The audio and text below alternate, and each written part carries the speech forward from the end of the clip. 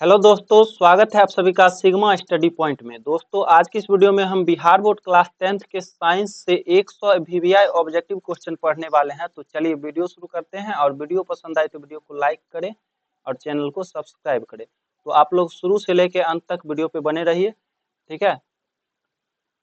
पहला क्वेश्चन है, निम्न में से कौन बायोगैस ईंधन का स्रोत नहीं है। निम्न में से कौन बायोगैस ईंधन का स्रोत नहीं है, तो क्या हो जाएगा, नाभिकीय ऊर्जा हो जाएगा, ठीक है ना। ऑप्शन नंबर सी इसका बिल्कुल ही राइट आंसर हो जाएगा।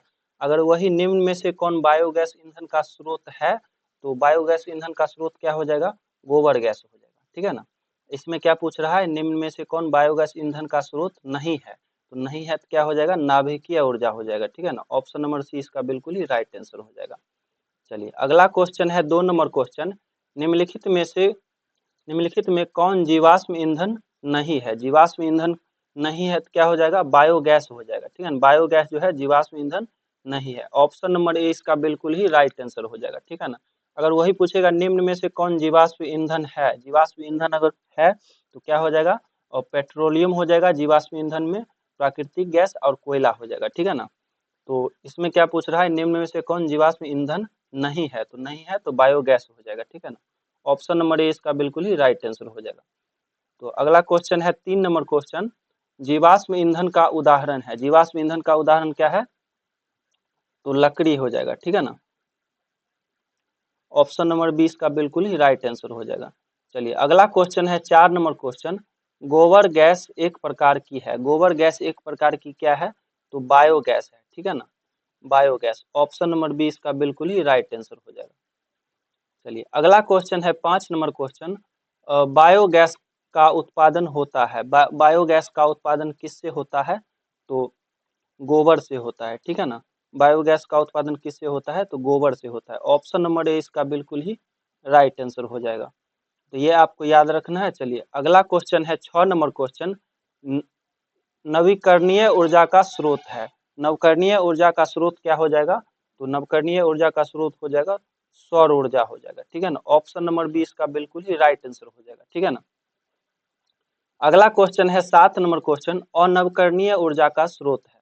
अनवकरणीय ऊर्जा का स्रोत क्या हो जाएगा, तो जीवाश्मी ईंधन हो जाएगा, ठीक है ना, जीवाश्मी ईंधन। ऑप्शन नंबर ए इसका बिल्कुल ही राइट आंसर हो जाएगा। और नवकरणीय ऊर्जा का स्रोत क्या हो जाएगा, जीवाश्मी ईंधन, और नवकरणीय ऊर्जा का स्रोत क्या हो जाएगा, सौर ऊर्जा हो जाएगा। चलिए अगला क्वेश्चन है 8 नंबर क्वेश्चन, एक एक उत्तम ईंधन है। एक उत्तम ईंधन क्या है, तो जैव जैव गैस हो जाएगा, ठीक है ना। एक उत्तम ईंधन क्या हो जाएगा, जैव गैस। ऑप्शन नंबर डी इसका बिल्कुल ही राइट आंसर हो जाएगा। चलिए अगला क्वेश्चन है 9 नंबर क्वेश्चन, नरोरा नाभिकीय विद्युत संयंत्र किस राज्य में स्थित है। नरोरा नाभिकीय विद्युत संयंत्र किस राज्य में स्थित है, तो क्या हो जाएगा, उत्तर प्रदेश में, ठीक है ना। ऑप्शन नंबर सी इसका बिल्कुल ही राइट आंसर हो जाएगा। अगला क्वेश्चन है 10 नंबर क्वेश्चन, प्राचीन काल में ऊष्मीय ऊर्जा का सबसे अधिक सामान्य स्रोत था। प्राचीन काल में ऊष्मीय ऊर्जा का सबसे अधिक सामान्य स्रोत क्या था, तो लकड़ी था, ठीक है ना, लकड़ी हो जाएगा। ऑप्शन नंबर 20 का बिल्कुल ही राइट आंसर हो जाएगा। अगला क्वेश्चन है 11 नंबर क्वेश्चन, कूटपाद किसमें पाया जाता है। कूटपाद किसमें पाया जाता है, तो अमीबा में पाया जाता है, ठीक है ना। ऑप्शन नंबर सी इसका बिल्कुल ही राइट आंसर हो जाएगा। अगला क्वेश्चन है 12 नंबर क्वेश्चन, प्रकाश संश्लेषण होता है। प्रकाश संश्लेषण कब होता है, तो दिन में होता है, ठीक है ना। ऑप्शन नंबर 20 का बिल्कुल ही राइट आंसर हो जाएगा। अगला क्वेश्चन है 13 नंबर क्वेश्चन, क्लोरोफिल वर्णक का रंग है। क्लोरोफिल वर्णक का रंग क्या हो जाएगा, तो हरा हो जाएगा, ठीक है ना। ऑप्शन नंबर ए इसका बिल्कुल ही राइट आंसर हो जाएगा।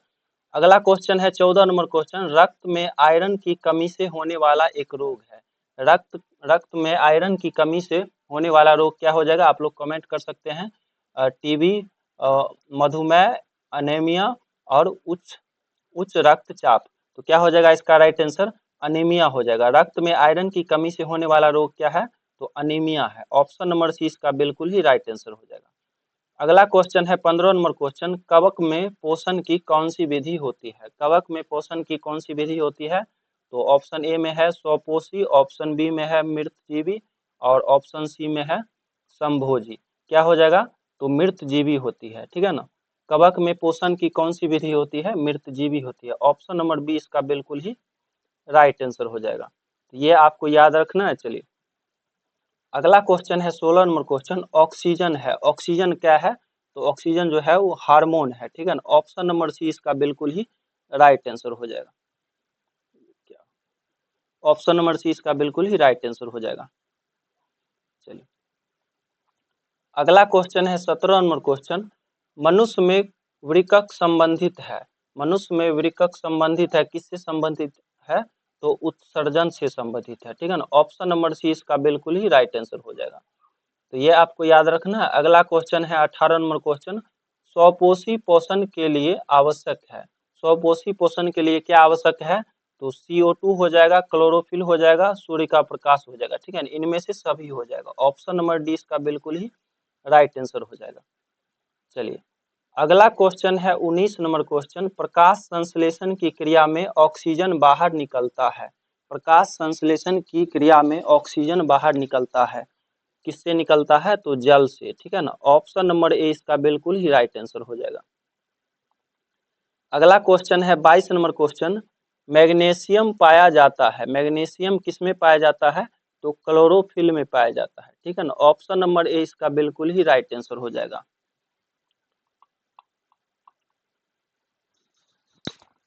अगला क्वेश्चन है 21 नंबर क्वेश्चन, वह संरचना जो उद्दीपन की पहचान कराती है कहलाती है। वह संरचना जो उद्दीपन की पहचान कराती है क्या कहलाती है? तो ग्राही कहलाती है, ठीक है ना।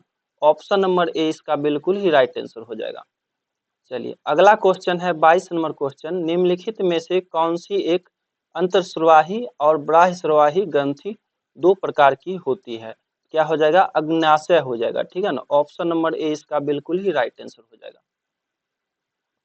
अगला क्वेश्चन है 23 नंबर क्वेश्चन, कौन सी अंतर्स्रावी ग्रंथि वृकक के दोनों और ऊपर स्थित होती है? क्या हो जाएगा? तो एल एड्रीनल हो जाएगा, ठीक है ना, एड्रीनल। ऑप्शन नंबर डी इसका बिल्कुल ही राइट आंसर हो जाएगा। अगला क्वेश्चन है 24 नंबर क्वेश्चन, जीवों में ध्वनि ग्रहण करने के लिए संवेदी अंग है। जीवों में ध्वनि ग्रहण करने के लिए संवेदी अंग क्या है?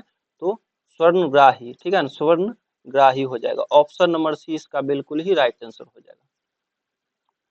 अगला क्वेश्चन है 25 नंबर क्वेश्चन, वृकक के ऊपर स्थित अंतस्रावी ग्रंथि है।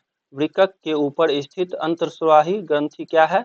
तो अधि अधिवृकक ग्रंथि हो जाएगा, ठीक है ना। ऑप्शन नंबर सी इसका बिल्कुल ही राइट आंसर हो जाएगा। अगला क्वेश्चन है 26 नंबर क्वेश्चन, एड्रीनलिन हार्मोन स्रावित होता है। एड्रीनलिन हार्मोन स्रावित किससे होता है? तो अधिवृकक ग्रंथि से, अधिवृकक ग्रंथि से। ऑप्शन नंबर डी इसका बिल्कुल ही राइट आंसर हो जाएगा। अगला क्वेश्चन है 27 नंबर क्वेश्चन, निम्न में से कौन सा अंग संवेदी ग्राही नहीं है? निम्न में से कौन सा अंग संवेदी ग्राही नहीं है? तो क्या हो जाएगा? दिमाग, ठीक है ना। ऑप्शन नंबर डी इसका बिल्कुल ही राइट आंसर हो जाएगा। अगला क्वेश्चन है 28 नंबर क्वेश्चन, मरुरज्जु निकलता है। मरुरज्जु निकलता है, किससे निकलता है? तो मेंडुला से निकलता है, ठीक है ना। ऑप्शन नंबर डी इसका बिल्कुल ही राइट आंसर हो जाएगा। अगला क्वेश्चन है 29 नंबर क्वेश्चन, निम्न में से कौन गैसीय अवस्था में पाया जाता है? निम्न में से कौन गैसीय अवस्था में पाया जाता है? तो क्या हो जाएगा? एथाइलिन हो जाएगा, ठीक है ना, एथाइलिन। ऑप्शन नंबर सी इसका बिल्कुल ही राइट आंसर हो जाएगा। अगला क्वेश्चन है 30 नंबर क्वेश्चन, निम्नलिखित में से कौन सा पादप हार्मोन है? निम्नलिखित में से कौन सा पादप हार्मोन है? क्या हो जाएगा? तो साइटोकाइनिया हो जाएगा। ऑप्शन नंबर डी इसका बिल्कुल ही राइट आंसर हो जाएगा। तो अभी तक हम 30 क्वेश्चन पढ़ चुके हैं, तो आप लोग वीडियो पे बने रहिए अंत तक। अब 100 क्वेश्चन को देखने वाले हैं, ठीक है। अगला क्वेश्चन है 31 नंबर क्वेश्चन, बायोफाइलम के कौन से भाग में कायिका प्रबंधन होता है? बायोफाइलम में कौन से भाग में कायिका प्रबंधन होता है? किसमें होता है? तो पत्तियां में होता है, ठीक है ना। ऑप्शन नंबर ए इसका बिल्कुल ही राइट आंसर हो जाएगा। अगला क्वेश्चन है 32 नंबर क्वेश्चन, मानव मादा में अंडाणु निषेचन होता है। मानव मादा में अंडाणु निषेचन कहाँ होता है? तो फैलोपियन नलिका में होता है, ठीक है ना, फेलोपियन नलिका में। ऑप्शन नंबर डी इसका बिल्कुल ही राइट आंसर हो जाएगा। अगला क्वेश्चन है 23 नंबर क्वेश्चन, तने द्वारा कायिक प्रबंधन होता है। तने द्वारा कायिक प्रबंधन होता है, किसमें होता है?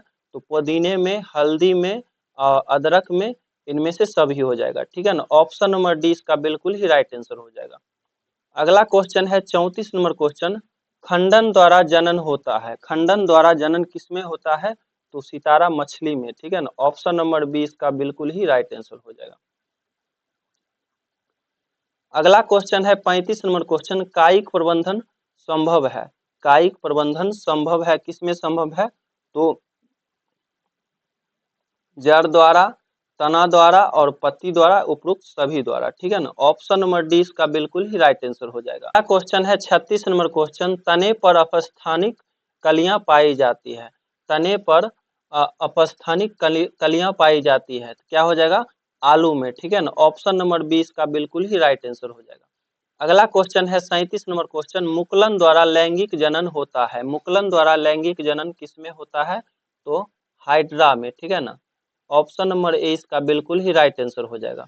अगला क्वेश्चन है 38 नंबर क्वेश्चन, लैंगिक जनन मुकुलन द्वारा होता है। लैंगिक जनन मुकुलन द्वारा होता है, किसमें होता है?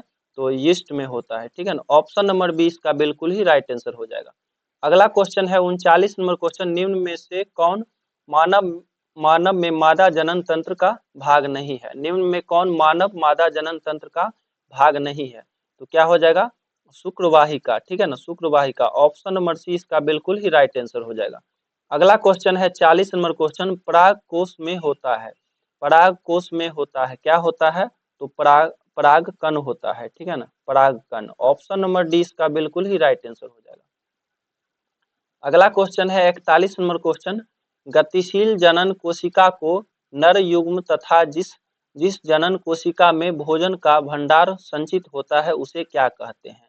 गतिशील जनन कोशिका को नर युग्म तथा जिस जनन कोशिका में भोजन का भंडार संचित होता है उसे क्या कहते हैं? क्या कहते हैं? तो मादा युग्म कहते हैं, ठीक है ना। ऑप्शन नंबर डी इसका बिल्कुल ही राइट आंसर हो जाएगा। चलिए अगला क्वेश्चन है 42 नंबर क्वेश्चन, जीवों की उत्पत्ति के पहले पृथ्वी पर निम्नलिखित में क्या नहीं था? जीवों जीवों की उत्पत्ति के पहले पृथ्वी पर निम्नलिखित में क्या नहीं था? क्या नहीं था? तो O2 नहीं था, ठीक है ना, O2। ऑप्शन नंबर सी इसका बिल्कुल ही राइट आंसर हो जाएगा। अगला क्वेश्चन है 43 नंबर क्वेश्चन, मनुष्य में कितने जोड़े गुणसूत्र पाए जाते हैं? या मानव शरीर की किस कोशिका में गुणसूत्र के कितने युग्म होते हैं? देखिए अगर मनुष्य में कितने जोड़े गुणसूत्र पाए जाते हैं? तो 23, ठीक है ना। और कुल जो है 46 है, ठीक है ना, कुल जो है 46 है। और जोड़े गुणसूत्र की बात करें तो 23 हो जाएगा, ठीक है ना। ऑप्शन नंबर सी इसका बिल्कुल ही राइट आंसर हो जाएगा। चलिए अगला क्वेश्चन है 44 नंबर क्वेश्चन, कीटों के पंख, चमगादड़ के पंख किस तरह के अंग है? कीटों के पंख, चमगादड़ के पंख किस तरह के अंग है? तो क्या हो जाएगा? समवर्ती अंग, ठीक है ना, समवर्ती अंग हो जाएगा। ऑप्शन नंबर सी इसका बिल्कुल ही राइट आंसर हो जाएगा। चलिए अगला क्वेश्चन है 45 नंबर क्वेश्चन, वर्तमान प्राणियों में कुछ संरचनाएं ऐसी पाई जाती है जिसका शरीर में अब कोई उपयोग नहीं रह गया है। ऐसी संरचना को क्या कहते हैं? वर्तमान प्राणियों में कुछ संरचना ऐसी पाई जाती है जिसका शरीर में अब कोई उपयोग नहीं रह गया है। ऐसी संरचना क्या कहलाती है? तो अवशेषी अंग कहलाती है, अवशेषी अंग। ऑप्शन नंबर 20 का बिल्कुल ही राइट आंसर हो जाएगा। अगला क्वेश्चन है 46 नंबर क्वेश्चन, जीन शब्द की प्रस्तावना किसने की थी? जीन शब्द की प्रस्तावना किसने की थी? तो इनमें से किसी ने नहीं हो जाएगा, ठीक है। ऑप्शन नंबर डी हो जाएगा। जीन शब्द का प्रस्तावना किसने की थी? तो विलहेलम जॉनसन ने, ठीक है ना, विलहेलम जॉनसन ने, विलहेलम जोहानसन ने।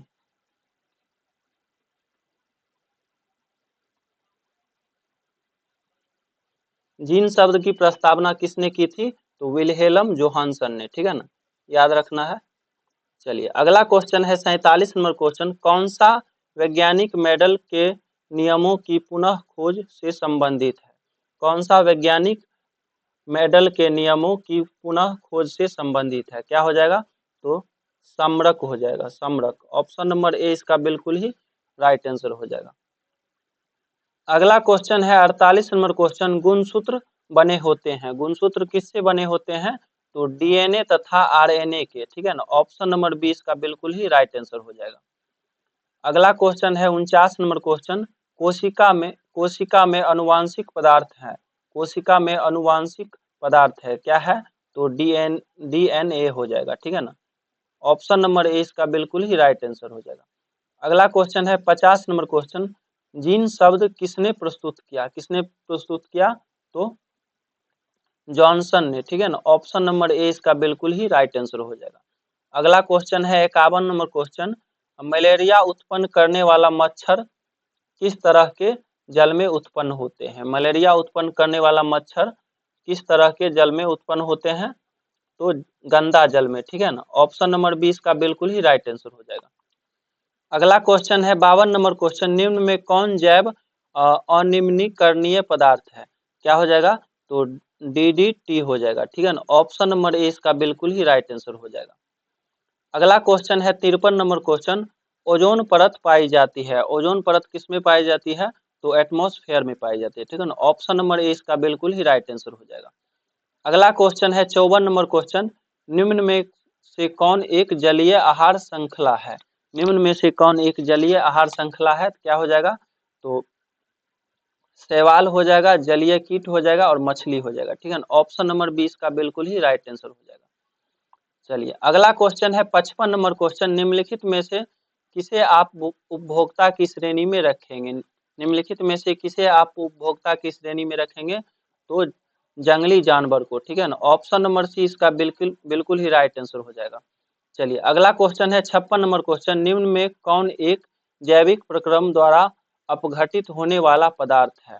निम्न में कौन एक जैविक प्रक्रम द्वारा अपघटित होने वाला पदार्थ है? क्या हो जाएगा? सूखे घास पत्ते, ठीक है ना, सूखे घास पत्ते। ऑप्शन नंबर ए इसका बिल्कुल ही राइट आंसर हो जाएगा। चलिए अगला क्वेश्चन है 57 नंबर क्वेश्चन, हरे पौधे कहलाते हैं। हरे पौधे क्या कहलाते हैं? तो उत्पादक कहलाते हैं। ऑप्शन नंबर ए इसका बिल्कुल ही राइट आंसर हो जाएगा। अगला क्वेश्चन है 58 नंबर क्वेश्चन, इनमें मुर्दाखोर है। इनमें मुर्दाखोर है, क्या मुर्दाखोर किसे कहते हैं? तो जो मरे हुए जीव को खाते हैं। तो मरे हुए जीव को क्या खाते हैं? चील, सियार और कौआ, ठीक है ना। ये सभी जो है मरे हुए जीव को खाते हैं। तो ऑप्शन नंबर डी इसका बिल्कुल ही राइट आंसर हो जाएगा। अगला क्वेश्चन है 59 नंबर क्वेश्चन, निम्नलिखित में कौन अजैव निम्नीकरण है? निम्नलिखित में से कौन अजैव निम्नीकरण है? क्या हो जाएगा? प्लास्टिक हो जाएगा, ठीक है ना। ऑप्शन नंबर डी इसका बिल्कुल ही राइट आंसर हो जाएगा।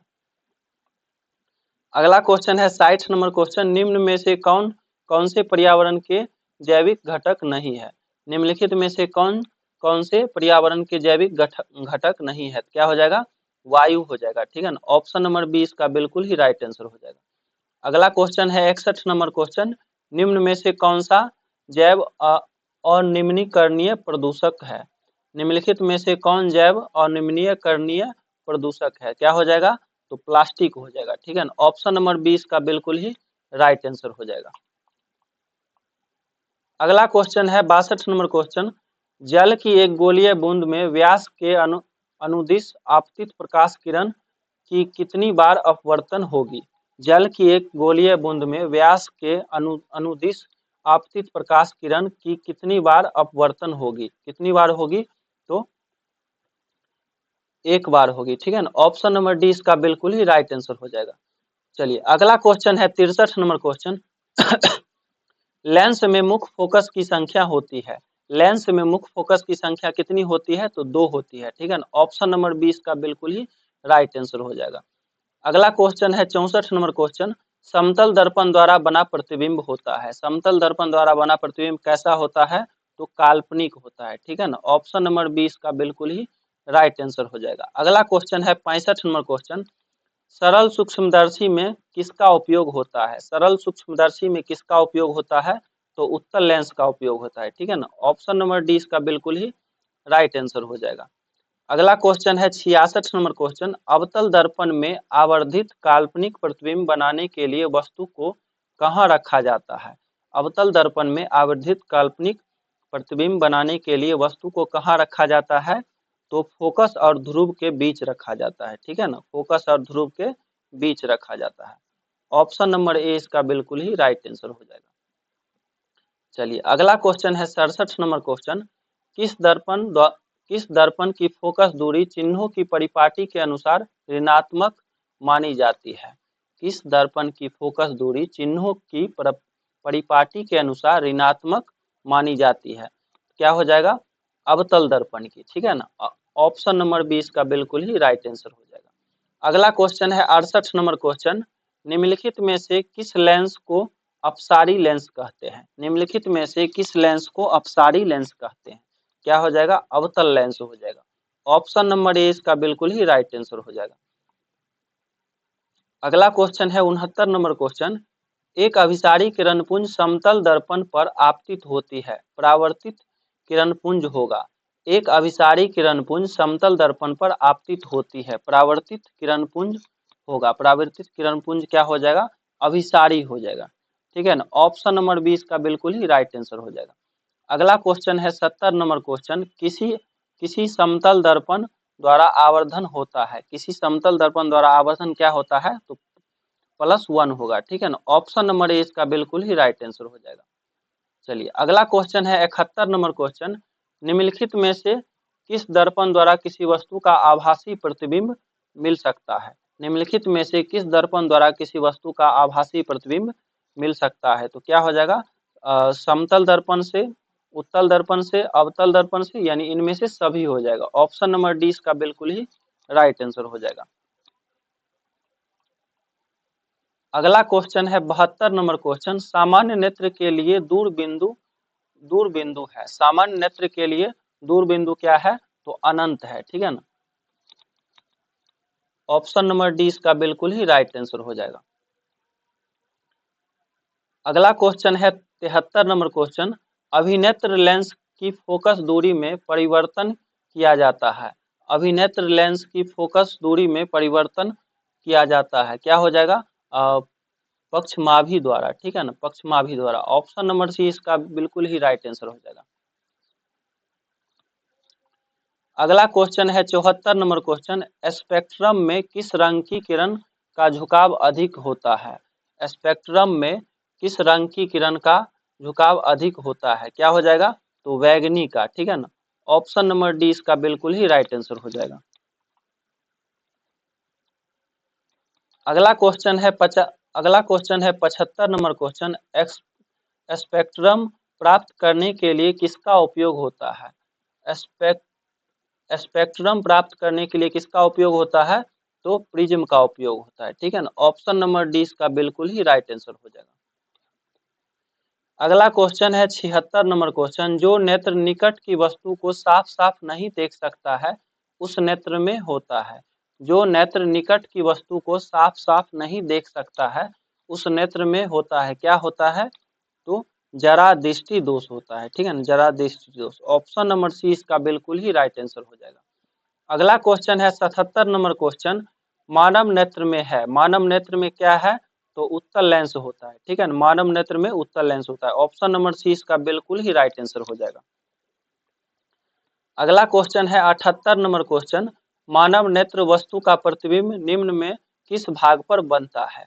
मानव नेत्र वस्तु का प्रतिबिंब निम्न में से किस भाग पर बनता है? तो रेटिना पे बनता है, रेटिना, और इसे परितारिका भी कहते हैं, ठीक है ना। ऑप्शन नंबर सी इसका बिल्कुल ही राइट आंसर हो जाएगा। अगला क्वेश्चन है 79 नंबर क्वेश्चन। सामान्य नेत्र के रेटिना पर बनने वाला प्रतिबिंब होता है। सामान्य नेत्र के रेटिना पर बनने वाला प्रतिबिंब कैसा होता है? तो वास्तविक और उल्टा होता है, ठीक है ना। ऑप्शन नंबर सी इसका बिल्कुल ही राइट आंसर हो जाएगा।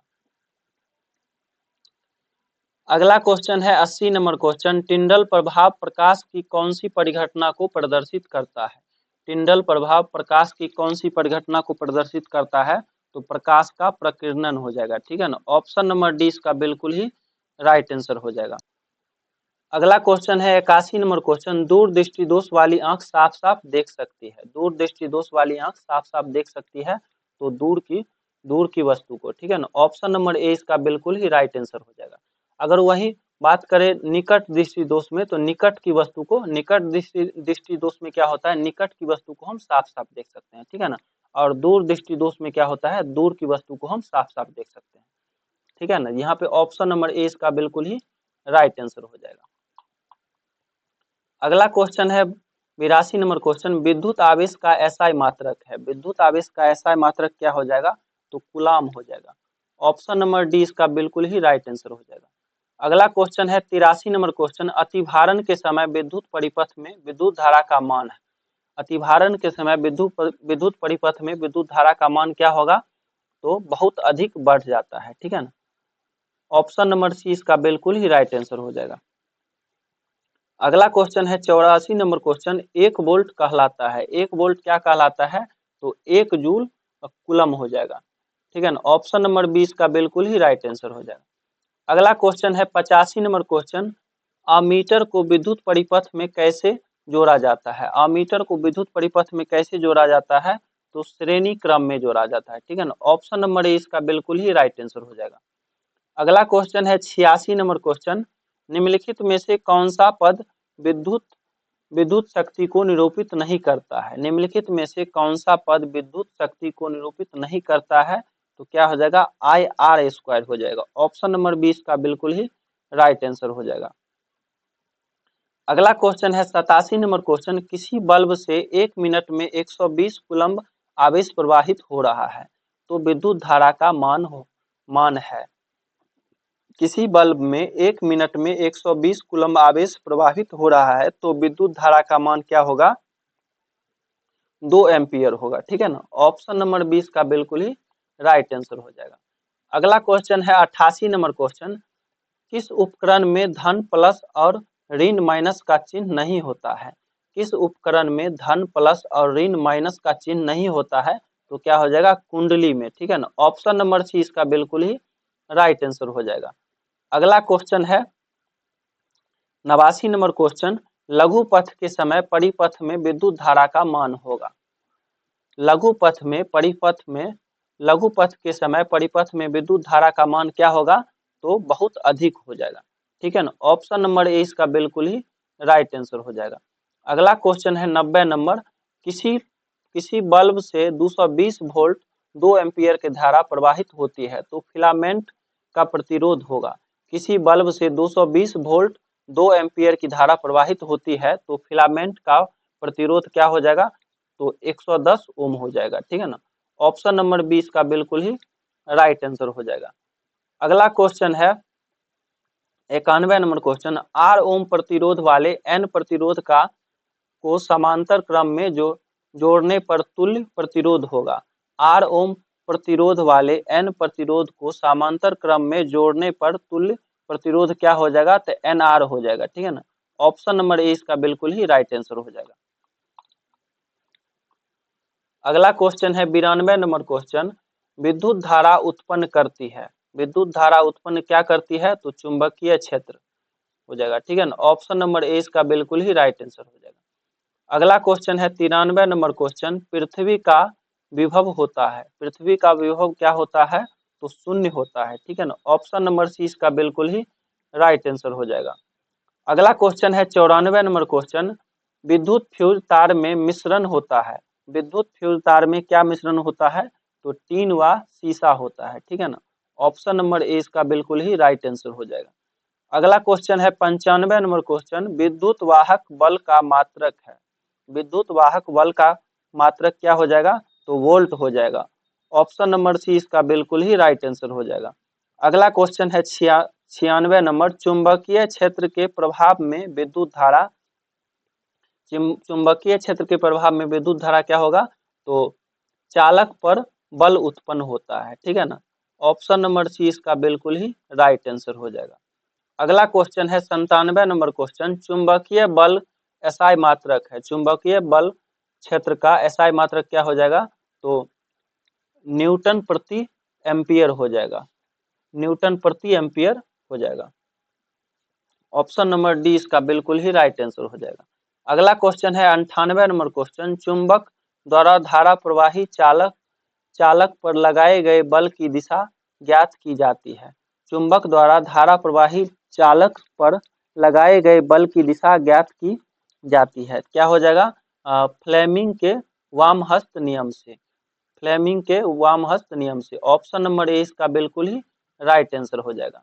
अगला क्वेश्चन है 99 नंबर क्वेश्चन। डायनमो का सिद्धांत आधारित है। डायनमो का सिद्धांत किस पर आधारित है? तो विद्युत चुंबकीय प्रेरण पर। ठीक है ना। डायनमो का सिद्धांत जो है विद्युत चुंबकीय प्रेरण पर आधारित है। ऑप्शन नंबर ए इसका बिल्कुल ही राइट आंसर हो जाएगा। अगला क्वेश्चन है 100 नंबर। विद्युत मोटर को चलाया जा सकता है। विद्युत मोटर को चलाया जा सकता है तो क्या हो जाएगा? प्रत्यावर्ती और दिष्ट दोनों धारा पर। ठीक है ना। ऑप्शन नंबर सी इसका बिल्कुल ही राइट आंसर हो जाएगा। अगला क्वेश्चन है लास्ट क्वेश्चन। विद्युत मोटर की क्रिया आधारित है। विद्युत मोटर की क्रिया आधारित है, किस पे आधारित है? तो विद्युत धारा की चुंबकीय प्रभाव पर। ठीक है ना। ऑप्शन नंबर ए इसका बिल्कुल ही राइट आंसर हो जाएगा। तो मिलते हैं एक नई वीडियो में, और वीडियो पसंद आए हो तो वीडियो को लाइक करें, चैनल को सब्सक्राइब करें और अपने दोस्तों के साथ वीडियो को शेयर करें। जय हिंद, जय भारत।